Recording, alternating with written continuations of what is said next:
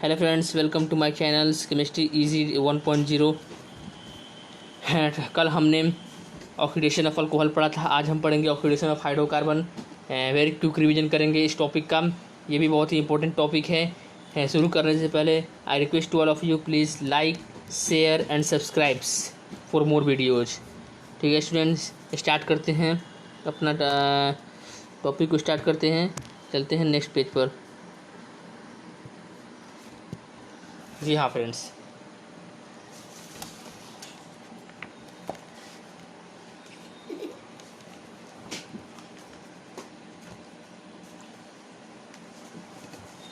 लिखते हैं oxidation related to hydrocarbon. Oxidation related to hydrocarbon. देखो, जैसे कि तुम्हारे सामने एल्कीन है। एल्कीन जैसे सी डबल बॉन्ड सी, उस पर कुछ उसका ऑक्सीडेशन करेंगे। सबसे पहले बनता है इपॉक्साइड। क्या बनता है? इपॉक्साइड। फिर इस पर कुछ रीजन डालते हैं। फिर इसमें जब कुछ रीजन डालते हैं, फिर जब कुछ इस पर रीजन डाला मैंने, माना इसका, फिर इसे ऑक्सीडेशन किया, तो फिर ये जाता है विस्नल अल्कोहल बनता है। विस्नल अल्कोहल बनता है और फिर इसका हम रिडक्शन करते हैं, ऑक्सीडेशन करते हैं, तो ये कॉरस्पॉन्डिंग एल्डिहाइड या कीटोन में फर्दर ब्रेक होता है। अगर एल्डिहाइड फॉर्मल्डिहाइड होता है तो CO2 और H2O में ब्रेक हो जाता है। अब हम उन सभी तमाम रीजेंट के बारे में डिस्कशन करेंगे, जिससे हम किसी एल्कीन को पहले इपॉक्साइड में ले जाएंगे, फिर उसके बाद हम उसको चाहे विस्नल डायल पे ले जाए तो डायल पर कैसे ले जाएंगे, फिर उस डायल को एल्डिहाइड पे कीटोन में कैसे ले जाए। इन तमाम रीजेंट के बारे में हम धीरे धीरे आज डिस्कशन करेंगे। चलते हैं नेक्स्ट। सबसे पहले टॉपिक होगा इपॉक्साइलेशन। पहला इपॉक्साइलेशन, इपॉक्सीडेशन।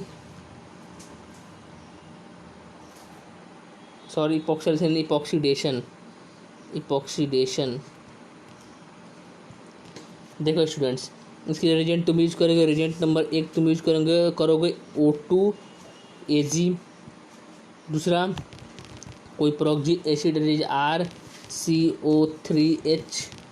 ठीक, ये जैसे ही तुम डालोगे तो क्या होगा, एल्कीन जो तुम्हारा, मान लो एग्जाम्पल है CH2 डबल बॉन्ड CH2 है, उस पर तुमने O2Ag डाला तो क्या बनेगा प्रोडक्ट? Methyl oxirane.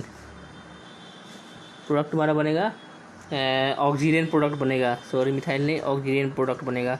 ठीक, अब नेक्स्ट, अब तो हमने बना दिया इपॉक्सी, तो बना दिया। अब विस्नल डायोल में, और विस्नल डायोल में कन्वर्ट करना है। एक और एजेंट यहाँ तुम लिख लो, MCPBA।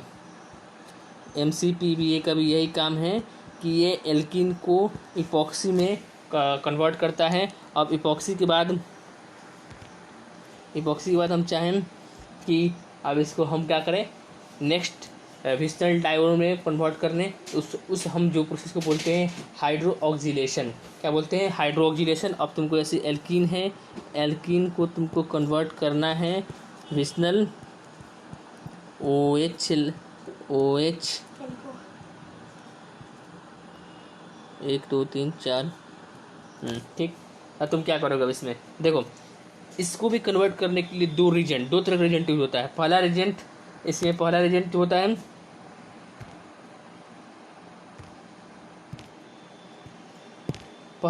है, कि मतलब इसमें रिजेंट यूज करने के दो प्रकार रिजेंट यूज होते हैं। एक रिजेंट जो है, जो OH ग्रुप है, उसको सेम साइड से लगाता है। दूसरा रिजेंट होता है OH जो होता है, उसको मतलब कि अपोजिट एंटी साइड से उसका एडिशन होता है OH का उस एल्कीन पर। सबसे पहले हम उस रिजेंट की बात करेंगे जो कि सिन एडिशन करता है। तो उस रिजेंट में पहला, इसमें रिजेंट नंबर A में तुम लिख लो, जो सिन एडिशन करता है। उस रिजेंट का क्या नाम है जो सिन एडिशन करता है? तो पहला उसमें रहेगा बेयर्स रिएजेंट।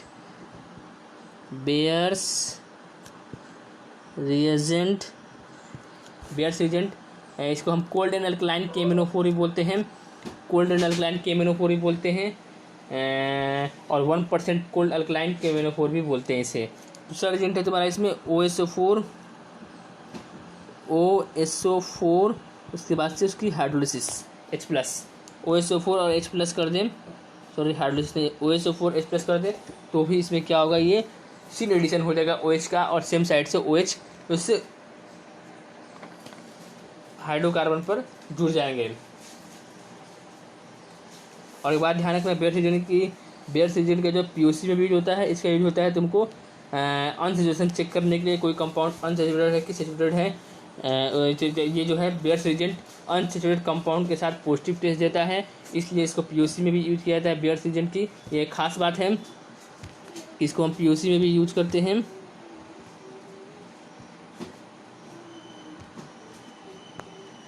ठीक है बच्चों। अब दूसरा इसमें होगा तुम्हारा B नंबर में, जो कि एंटी एडिशन करते हैं। हम उस रिएजेंट की बात करेंगे जो एंटी एडिशन करते हैं। देखो पहले तुम क्या करोगे, एंटी एडिशन वाले के लिए रिएजेंट नंबर 1 तुम्हारा उसमें हो जाएगा O2Ag, और उसके बाद उसका कर दो क्या, हाइड्रोलिसिस, फॉलोएड बाई H2O या H+। दूसरा तुम्हारा इसमें हो जाएगा, दूसरा इसमें रिएजेंट हो जाएगा तुम्हारा, क्या कर दो तुम उस पर परऑक्सी एसिड डाल दो, उसको उसका क्या कर दो बच्चों, हाइड्रोलिसिस या H+ डाल दो उस पर, तो भी इसमें भी क्या होगा, एंटी एडिशन। जैसे मान लो कि तुम्हारे पास ऐसे कोई एल्कीन है RC डबल बॉन्डेड C, उस पर मैंने डाल दिया कोई RCO3H, तो उसके बाद कर दिया H+, तो ये तुम्हारा प्रोडक्ट जो बनेगा वो एक OH ऐसे लगेगा और एक OH ऐसे लगेगा। ठीक है स्टूडेंट्स, ये ध्यान रखना, नोट कर लेना कि इन इपॉक्साइड न्यूक्लियोफाइल, जैसे कि इसमें न्यूक्लियोफाइल वाटर है, अप्रोचेस फ्रॉम बैक साइड से अप्रोच करता है। ठीक है स्टूडेंट्स, अब नेक्स्ट रिएजेंट की बात करते हैं।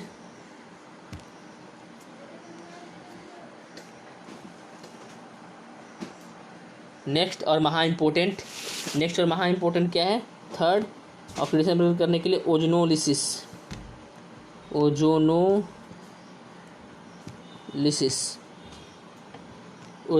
देखो क्या होगा, ये तुम्हारे पास कोई एल्कीन है RC डबल बॉन्ड R, यहाँ R' डबल डैश, अलग अलग एल्कीन ले लेते हैं, यहाँ H लगा है। अगर तुम इस पर O3 करोगे तो तुम्हारा प्रोडक्ट जो बनता है, इसे हमें ब्रेक कर दो ऐसे, और ये शॉर्ट ट्रिक है RCH, और यहाँ लगा दो डबल बॉन्ड, मतलब कि तुम बेसिकली कर रहे हैं ब्रेक करना है और डबल बॉन्ड लगा देना है। मैग्नीशियम की ज़रूरत नहीं है, अगर तुम एडवांस लेवल के जाना अगर एडवांस देना है तो मैग्नीशियम ज़रूरत पड़ेगी। अगर मैग्नीशियम चाहिए तो बोल दो, मैं नेक्स्ट वीडियो में इसको बना दूंगा। तब तक कि तुम ये रिवीजन टाइप का है, इससे मैं ज़रा मैग्नीशियम पर नहीं जाऊँगा। ठीक है, अब देखो ये जो ओजोनोलिसिस होता है ये भी बहुत ही अलग अलग प्रकार का होता है, जैसे कि ऑक्सीडेटिव ओजोनोलिसिस, रिडक्टिव ओजोनोलिसिस। ठीक है स्टूडेंट्स, ठीक। अब यहाँ देखो कीटोन, तो यहाँ पर अगर यहाँ कीटोन बना इसका फर्दर ऑक्सीडेशन तो पॉसिबल नहीं है, लेकिन जो ये यहाँ पर फॉर्मेल्डिहाइड बना, इसका फर्दर ऑक्सीडेशन होकर ये एसिड में चला जाता है। फर्दर ऑक्सीडेशन होकर ये किस में चला जाता है, एसिड में। तो इसको रोकने के लिए हमारे साइंटिस्टों ने एक उपाय खोजा। ठीक है, क्या करते हैं, जब हमको केवल जो हमारा बना प्रोडक्ट और उसको हमको एल्डिहाइड पर ही रोकना है, तो हम क्या करेंगे, जब हमने O3 डाला उसके साथ साथ थोड़ा सा जिंक या CH3 द होल ट्वाइस इस कुछ ऐड कर देंगे। उसके बाद जो यहाँ पर तुम्हारा एल्डिहाइड बना वो फर्दर उसका ऑक्सीडेशन होकर वो एसिड में नहीं जाएगा। ठीक है स्टूडेंट्स, चलो देखते हैं टाइप्स, इसके टाइप्स देते हैं। टाइप्स, पहला क्या है, simple ozonolysis RCCH double bond C R' double dash. उस पर मैंने क्या कर दिया, O3 जिंक वाटर डाल दिया, तो इसमें कन्वर्ट हो जाएगा ओजोनोलिसिस होकर। ये मैंने बोला था यहाँ से ब्रेक कर दो, यहाँ से ब्रेक करो और यहाँ बना दो RC double bond H plus RC double bond R double dash. ध्यान देना स्टूडेंट्स, अब इसका फर्दर जो यहाँ पर एल्डिहाइड बना, फर्दर इसका ऑक्सीडेशन नहीं होगा, क्योंकि मैंने ऑलरेडी यहाँ पर जिंक प्लस वाटर मिक्स कर रखा है रिएक्शन में। सो इसका ऑक्सीडेशन फर्दर नहीं होगा। अगर ये नहीं दे रखा होता तो फिर इसको फॉर्मेल्डिहाइड को हम एसिड तक ले जाते हैं। ठीक है स्टूडेंट्स, और देखो अब ऑक्सीडेटिव ओजोनोलिसिस की बात करते हैं। ऑक्सीडेटिव ओजोनोलिसिस मतलब कि जो हमारा एल्डिहाइड बना उसका ऑक्सीडेशन फर्दर हो जाए, तो उसमें उससे टाइप के रिएक्शंस को, ओजोनोलिसिस रिएक्शन को हम बोलते हैं ऑक्सीडेटिव ओजोनोलिसिस। क्या बोलते हैं स्टूडेंट्स? Oxidative ozonolysis. जैसे O3 दे दिया हमने, जिंक को कुछ नहीं मिलाया, बस पानी से मतलब इसकी हाइड्रोलिसिस कर दे।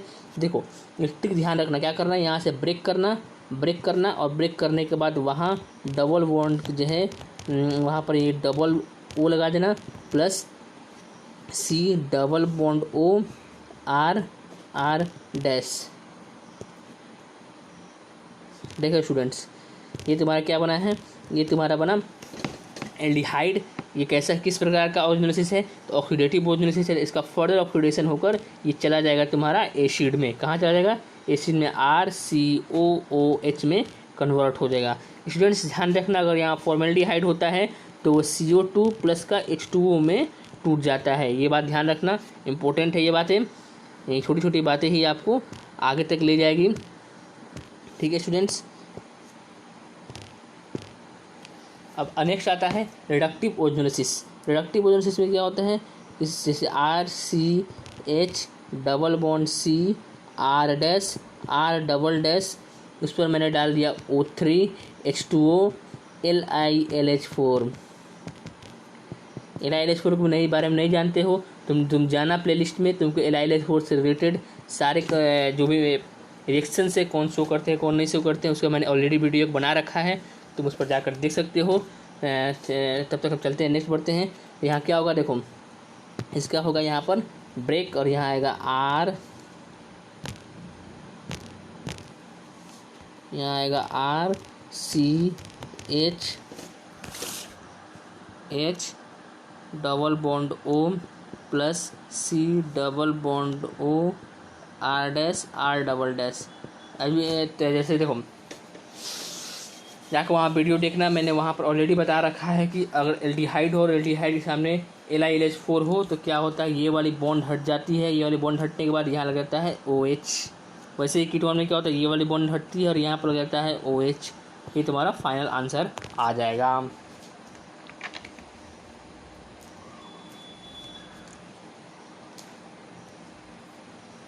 ठीक है स्टूडेंट्स। अब हम नेक्स्ट देखते हैं कुछ स्ट्रॉन्ग ऑक्सीडाइजिंग एजेंट जिसको अगर हाइड्रोकार्बन पर डालें तो वो उस पर क्या प्रभाव डालते हैं उसके बारे में हम डिस्कशन करते हैं। ठीक है स्टूडेंट, जैसे कि यहाँ पर एल्कीन होगा RCH double bond C R dash R double dash, और उस पर मैंने कोई स्ट्रॉन्ग ऑक्सीडाइजिंग एसिड डाला तो क्या करता है, प्रोडक्ट याद रखने से प्रोडक्ट जो है ठीक ऑक्सीडेटिव ओजोनोलिसिस की तरह ही बनता है। मतलब कि यहाँ जो फॉर्मेल्डिहाइड बनेगा वो खटाक से एसिड में कन्वर्ट हो जाएगा। जैसे यहाँ पर इसको ब्रेक करेंगे तो यहाँ पर एल्डिहाइड बनेगा और ये एल्डिहाइड बनते ही ये तुम्हारा एसिड में चला जाएगा और ये कीटोन का तो कीटोन ही रहेगा।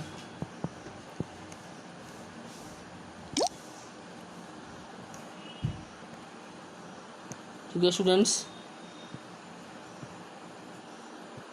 नेक्स्ट बातें करते हैं कि अगर तुम्हारे RC triply bonded C R dash हो तो इस पर अगर स्ट्रॉन्ग ऑक्सीडाइजिंग एजेंट डालेंगे तो क्या प्रोडक्ट बनेगा, इसको भी ध्यान रख लो। RCOOH प्लस का R डैश COOH में कन्वर्ट हो जाएगा। इसके लिए तुम एक हिंट लिख सकते हो कि by breaking off C triply bonded C corresponding acid are formed. ये तुम हिंट लिख सकते हो। ठीक है, अब चलो अब देखते हैं कि वो स्ट्रॉन्ग ऑक्सीडाइजिंग एजेंट कौन कौन से हैं। उसका मैं एक बार नाम लिख दे रहा हूँ, तुम उसको नोट कर लेना। स्ट्रॉन्ग से पहला तुम्हारा है इसमें hot and concentrated alkaline KMnO4। दूसरा है तुम्हारा KMnO4 H प्लस। तीसरा इसमें क्या है तुम्हारा K2Cr2O7H plus, K2Cr2O7H plus, K2Cr2O7H plus. तीसरा इसमें चौथा उसमें रिजेंट कौन सा है, चौथा रिजेंट है तुम्हारा KMnO4 NaIO4 चौथा ये रिजेंट है। पांचवा कौन सा रिजेंट है तुम्हारा OSO4 NaIO4। ठीक, इस दोनों रिजेंट है, इसको हम बोलते हैं, क्या बोलते हैं, एक नाम खास है इसका, लेमेक्सस रिजेंट।